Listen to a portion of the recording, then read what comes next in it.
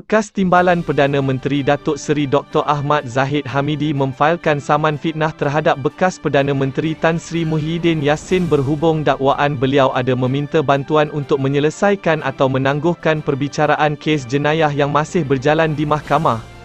Ahmad Zahid, 69, selaku plaintif memfailkan saman itu menerusi Tetuan Syahrul Hamidi dan Haziq di Mahkamah Tinggi di Kuala Lumpur semalam 4 April dengan menamakan Muhyiddin, 74, sebagai defendan, berdasarkan pernyataan tuntutan yang diperoleh menerusi carian sistem mahkamah.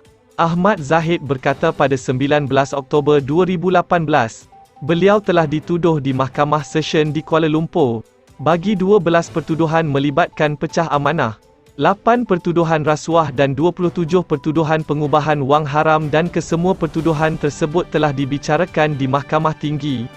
Ahmad Zahid mendakwa defendan Muhyiddin telah mengeluarkan kenyataan-kenyataan fitnah dengan niat jahat terhadapnya pada Majlis Pentas Perikatan Nasional Dewan Undangan Negeri Dun Tenggaro, Mersing Sempena Pilihan Raya Negeri PRN Johor ke-15 di Pekarangan Learning Centre Sentuhan Kasih Felda Tenggaro 3 di Mersing pada 16 Februari lepas.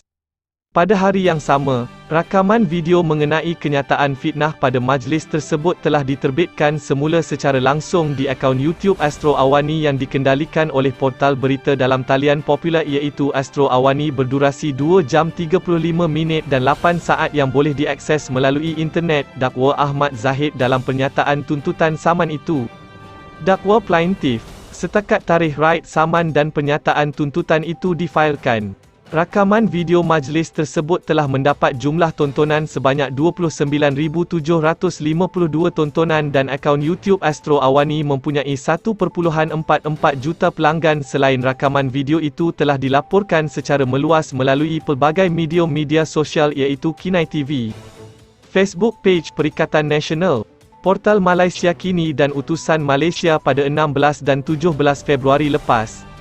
Ahli Parlimen Bagan Datuk itu mendakwa kenyataan fitnah tersebut antaranya membawa maksud bahawa beliau telah menggunakan jalan pintas untuk menyelesaikan dan menangguhkan perbicaraan kes jenayahnya yang masih berjalan, meminta pertolongan Muhyiddin untuk mencampuri urusan perbicaraan kes berkenaan, mencampuri sistem kehakiman, mengarahkan pembubaran Dewan Undangan Negeri Johor dan bukan seorang pemimpin yang patut dihormati, diteladani serta disegani. Ahmad Zahid menegaskan kenyataan-kenyataan fitnah itu adalah palsu bertujuan untuk menjatuhkan reputasi dan nama baiknya. Selain mendakwa kenyataan fitnah berkenaan dikeluarkan oleh defendan selepas pengumuman Suruhanjaya Pilihan Raya SPR berkenaan PRN Johor.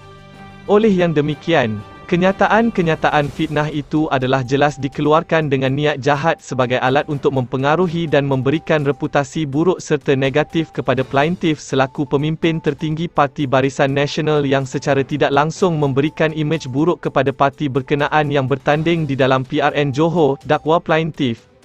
Oleh itu, plaintif menuntut ganti rugi ganti rugi teruk dan teladan, faedah, serta perintah mengarahkan defendan menerbitkan permohonan maaf yang tidak bersyarat secara bertulis di surat khabar yang akan ditentukan oleh plaintif selain menuntut kos dan lain-lain perintah yang difikirkan sesuai oleh mahkamah. Sementara itu, Ahmad Zahid turut memfailkan notis permohonan ex parte sebelah pihak supaya defendan atau wakilnya menarik balik kenyataan-kenyataan fitnah tersebut atau kenyataan fitnah serupa terhadapnya. Plaintif juga memohon perintah injungsi interim untuk menghalang defendan, pegawai dan pembantunya serta ejen dan wakilnya daripada mengeluarkan, menerbitkan, mengedarkan atau menyebarkan kenyataan fitnah berkenaan atau kenyataan fitnah serupa di mana-mana platform media sosial termasuk Facebook, Instagram, Twitter dan WhatsApp. Turut dipohon perintah injungsi interim bagi mengarahkan defendan memadam, menyunting dan menghentikan penerbitan sebahagian rakaman video majlis itu yang mengandungi kenyataan memfitnah di dalam portal-portal berita dalam talian dan sosial media antaranya di Facebook profil Perikatan Nasional, YouTube Astro Awani dan Kini TV. Selain itu, plaintif juga memohon perintah injungsi interim mengarahkan defendan menulis kepada mana-mana penerbit, penyunting, pengendali dan pemilik portal-portal berita dalam talian atau platform media sosial yang menerbitkan kenyataan fitnah itu supaya memadamkan dan menghentikan penerbitan kenyataan fitnah berkenaan. Pendengaran permohonan eks parti itu akan didengar esok di hadapan Hakim Datuk Rozana Ali Yusof melalui sidang video. Terima kasih kerana menonton.